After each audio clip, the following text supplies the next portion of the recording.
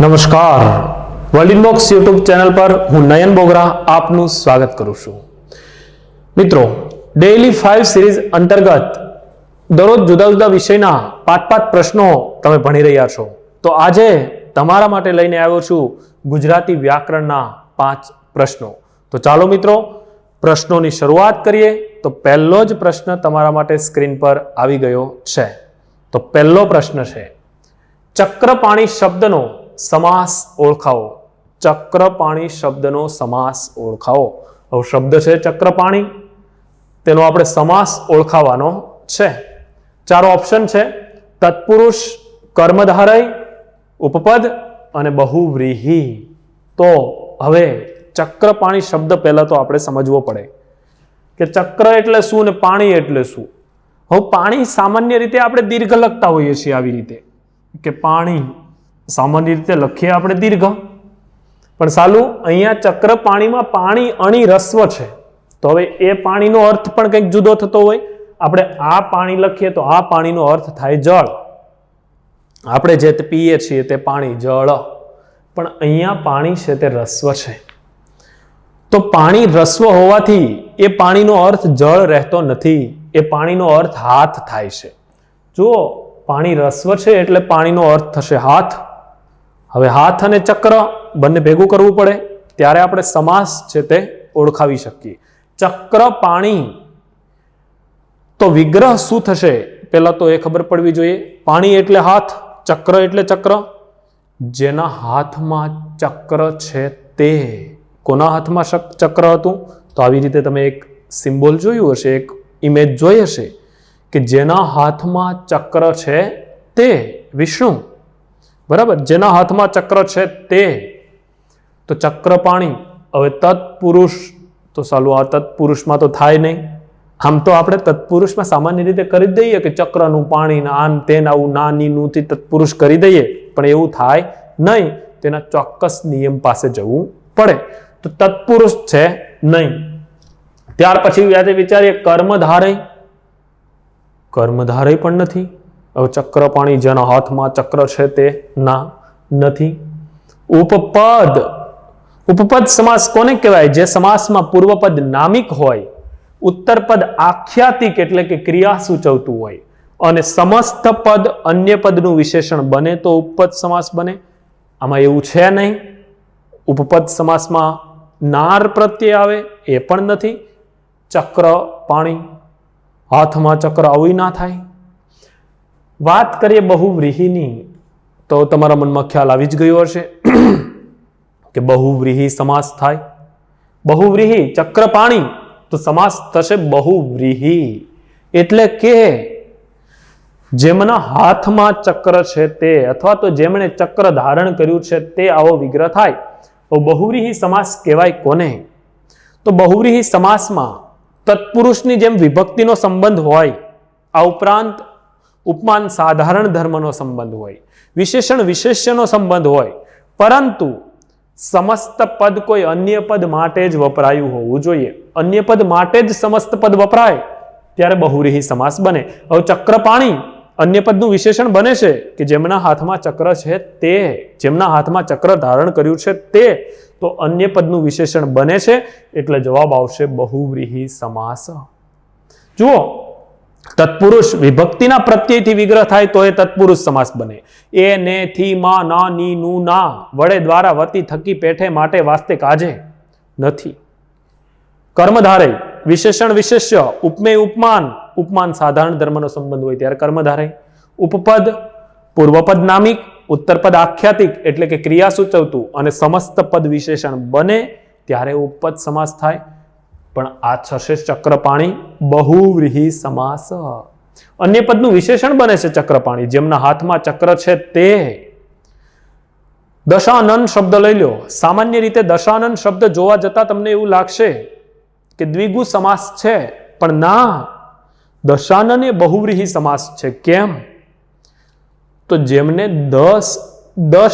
દશાનન એટલે 10 વત્તા આનન, આનન એટલે મુખ, જેમણે 10 મુખ ધારણ કર્યા છે તે, એટલે દશાનન બહુવ્રીહી થઈ જાય છે.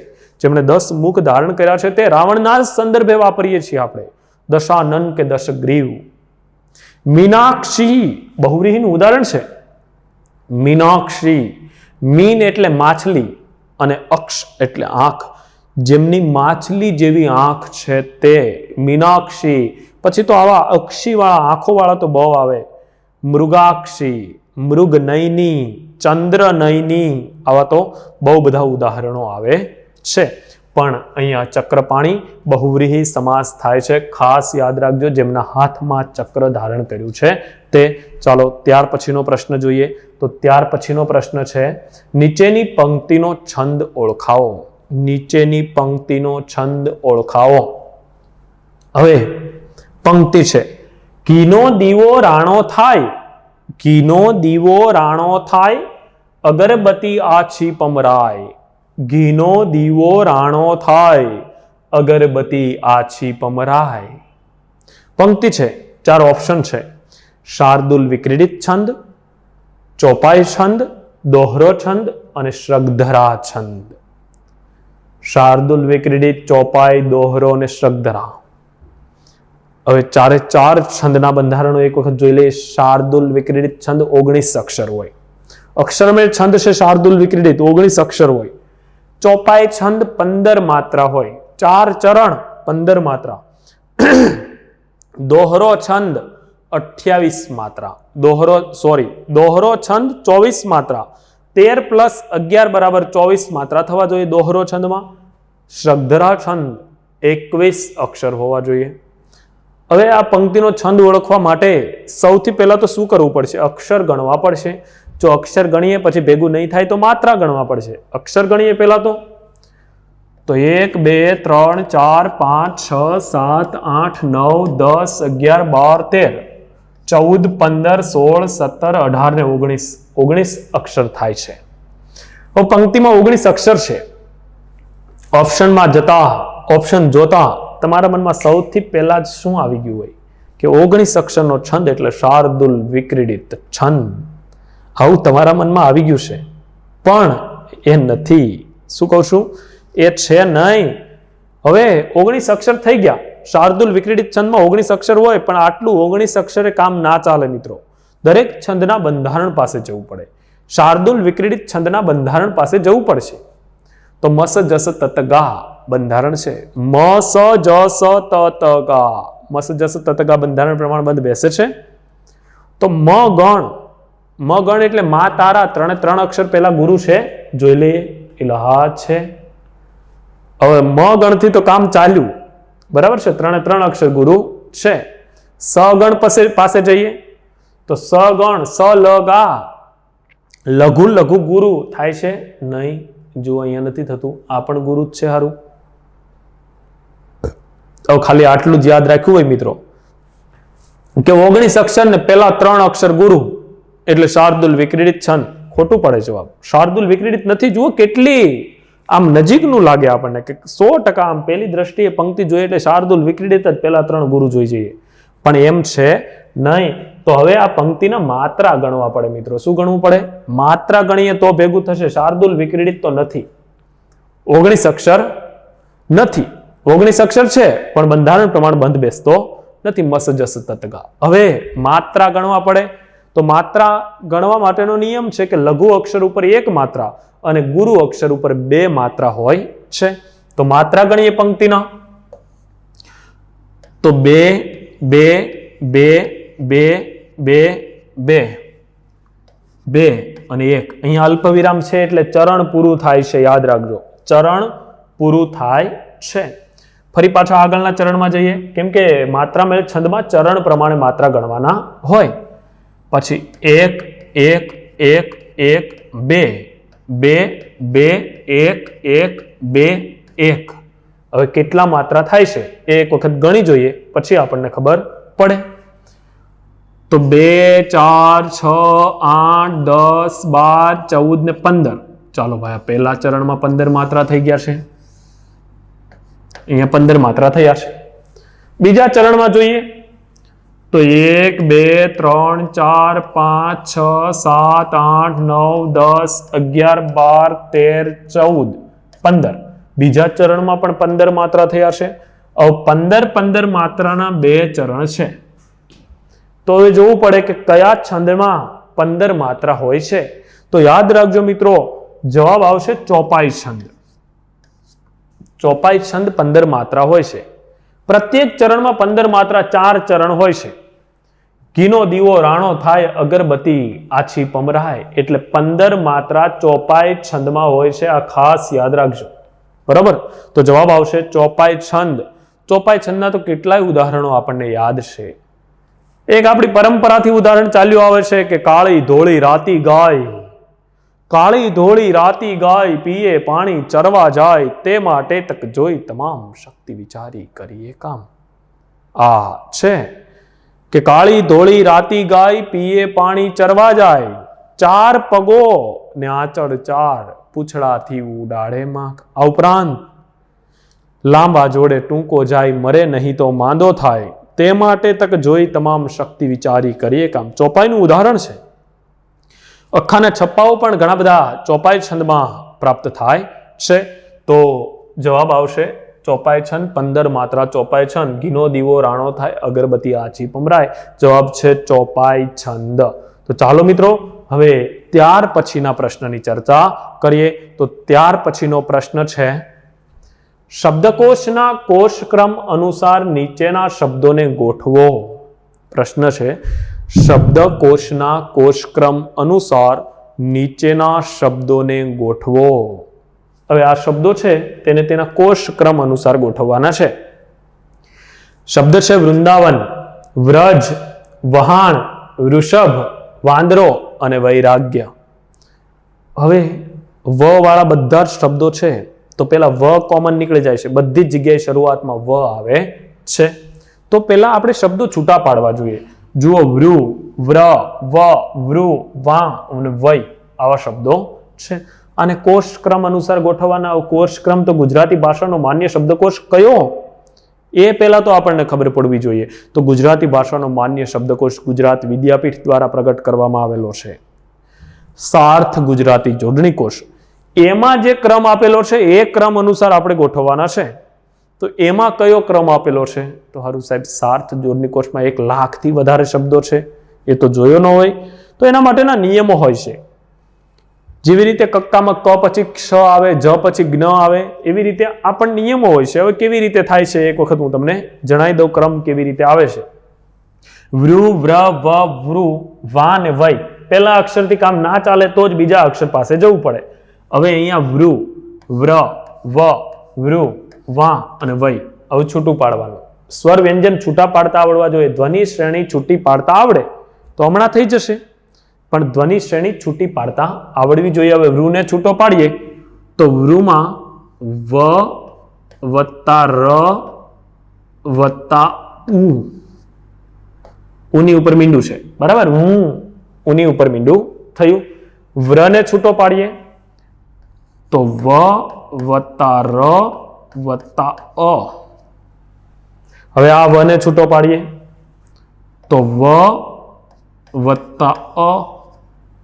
પાછો વૃને છૂટો પાડીએ તો વ વત્તા ર વત્તા અ. વૃ. વાંદરોમાં વાને છૂટો પાડીએ તો વ વત્તા આ અને આની ઉપર મીંડું, બરાબર છે.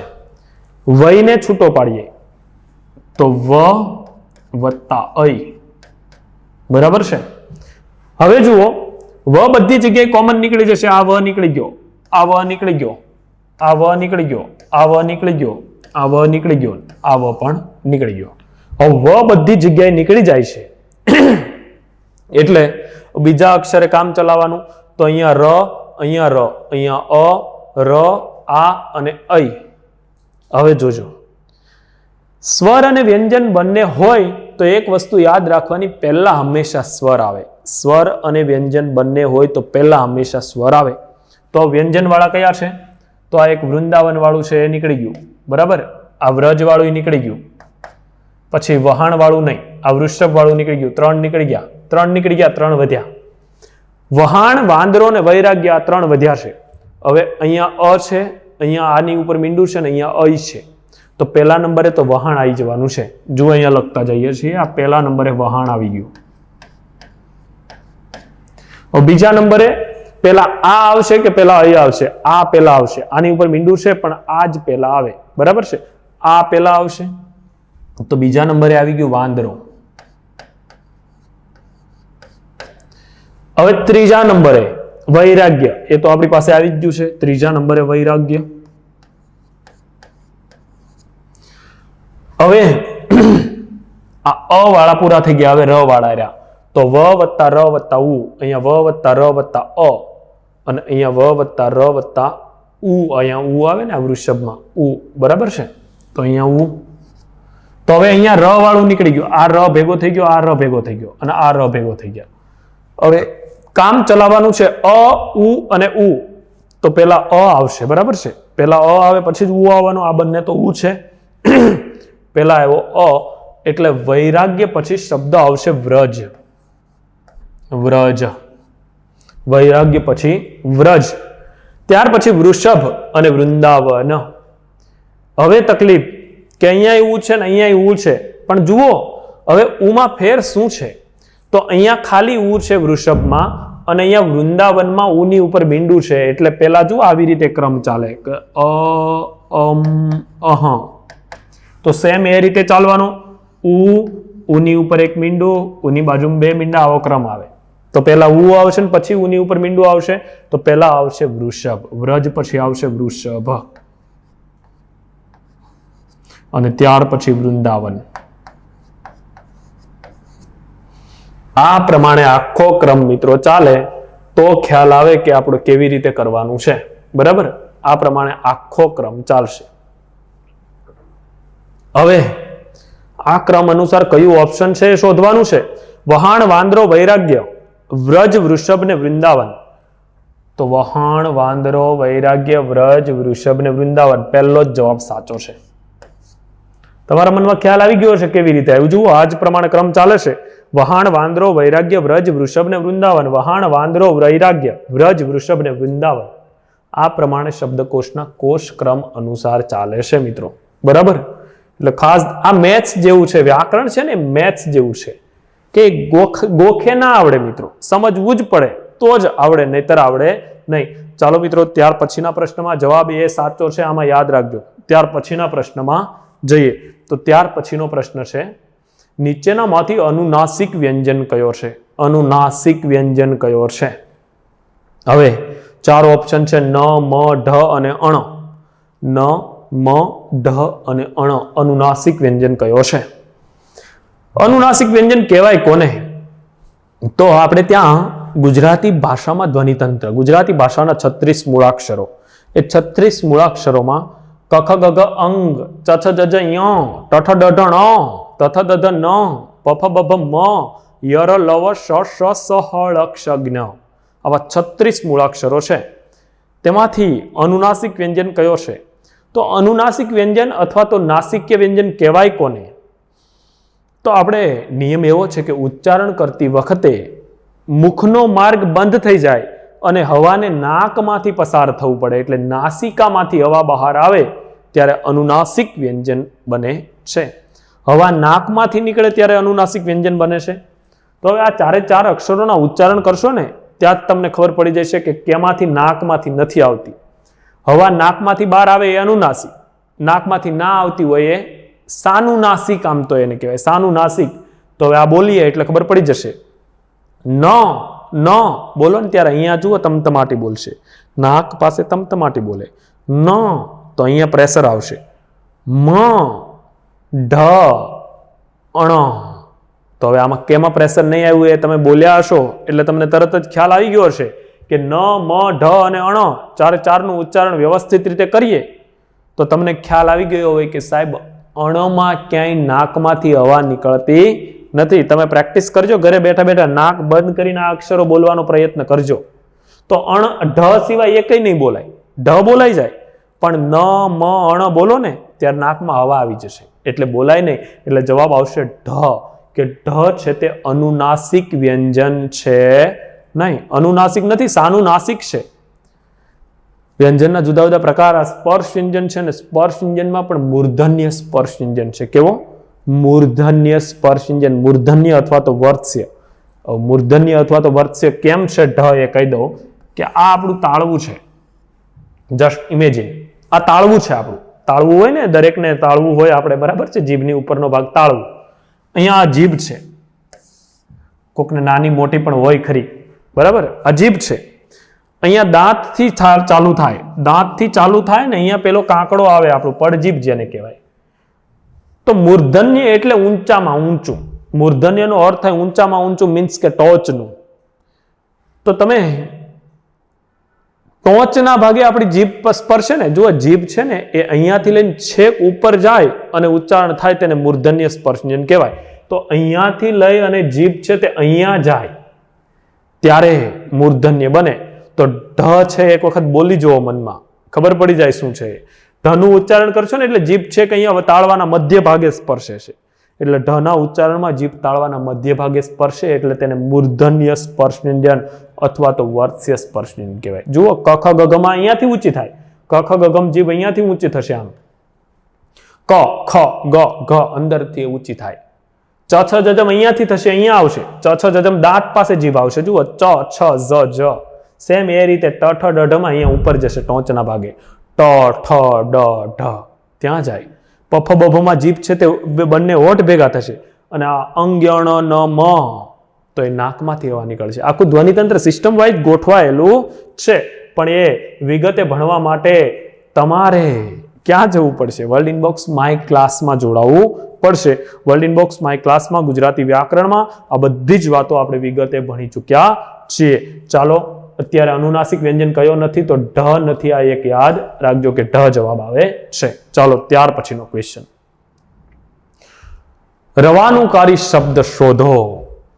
આ 4 શબ્દો આપેલા છે, એમાંથી રવાનુકારી શબ્દ કયો છે? રવાનુકારી.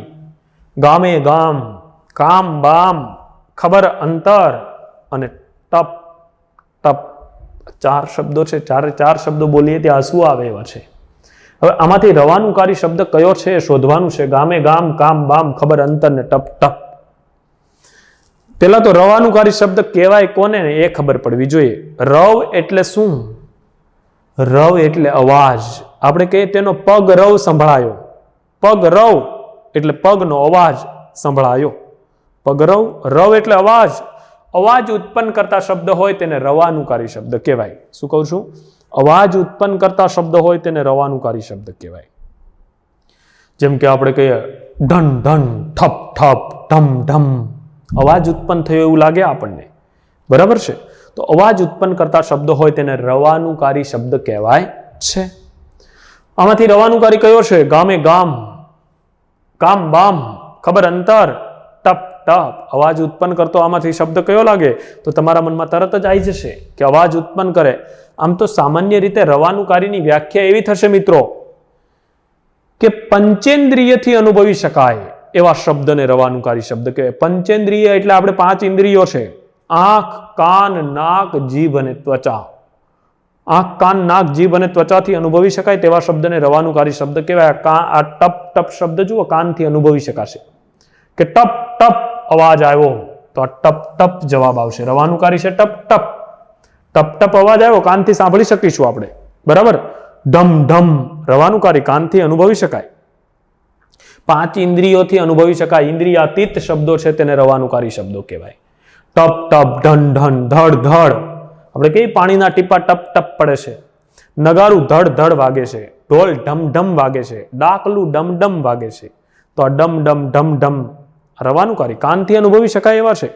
વધારે શબ્દો કાનથી અનુભવી શકાય એવા મળે એટલે ટપ આ રવાનુકારી કહેવાય. બાકી 5 ઇન્દ્રિયોથી અનુભવી શકાય તેને રવાનુકારી કહેવાય જ. જેમ કે નાકથી અનુભવી શકાય એવો શબ્દ તો આપણે કહીએ ફૂલની સુવાસ મઘ મઘ આવે છે, તો મઘ મઘ રવાનુકારી. આંખથી અનુભવી શકાય તો કે તારા ટમટમે છે, તો એ સંભળાય નહીં, આંખથી અનુભવાય. જુઓ, તારા ટમટમે છે તો ટમટમ. તે મારી સામું ટગર ટગર જુએ છે, તો આ ટગર ટગર આંખથી અનુભવી શકાય. તે મારી સામું ટગર ટગર જુએ છે. નાકથી મગ મગ. ત્વચાથી કે સાપ સર સર કરતો સરી ગયો, તો સર સર આને કહેવાય. જીભથી અનુભવી શકાય તેવા શબ્દો કે આપણે બહુ તીખું લાગે એટલે શું થાય? તમ તમ, કે જીભ તમ તમે છે, તો આ જીભથી અનુભવી શકાય. આવી રીતે 5 ઇન્દ્રિયોથી અનુભવી શકાય તેવા શબ્દને રવાનુકારી શબ્દ કહેવાય. તો આ બાકીના શું છે? કામ બામ, ગામે ગામ ને ખબર અંતર, એ દ્વિરુક્ત શબ્દો છે. દ્વિરુક્ત. દ્વિરુક્ત એટલે એકનો એક શબ્દ, એક સરખા ઉચ્ચારણ વાળો શબ્દ અથવા તો એક સરખા અર્થ વાળો શબ્દ પુનરાવર્તિત થાય તેને દ્વિરુક્ત શબ્દ કહેવાય છે. અહીંયા જવાબ આવશે ટપ ટપ. બરાબર છે? ટપ ટપ એ રવાનુકારી શબ્દ છે. બરાબર છે મિત્રો? આ ડેઇલી 5 સિરીઝ અંતર્ગત આ 5મો પ્રશ્ન હતો. તો આ 5 પ્રશ્નોની આપણે શ્રેણી ચલાવીએ છીએ. આવી રીતે મિત્રો ગુજરાતી વ્યાકરણની સંપૂર્ણ ચર્ચા, આખું ગુજરાતી વ્યાકરણ જેમાં એક પણ ટોપિક બાકી ના રહે, અને પ્રશ્નો સાથે ઘણા બધા પ્રશ્નો પણ વર્લ્ડ ઇનબોક્સ માય ક્લાસમાં રજૂ કરવામાં આવ્યા છે. તો વર્લ્ડ ઇનબોક્સ માય ક્લાસમાં જોડાઈ જજો. તેમાં તમને આ જ વ્યાકરણ, આ જ સાહિત્ય છે તે વિગતે પ્રાપ્ત થશે. તો આ સાથે ડેઇલી 5 સિરીઝ અંતર્ગત ગુજરાતી વ્યાકરણનો 5 પ્રશ્નોની સિરીઝ, અહીંયા 5 પ્રશ્નો પૂરા કરીએ છીએ. ફરી પાછા સાહિત્ય અને વ્યાકરણના નવા પ્રશ્નો સાથે અવારનવાર મળતા રહેશું. આપનો આભાર.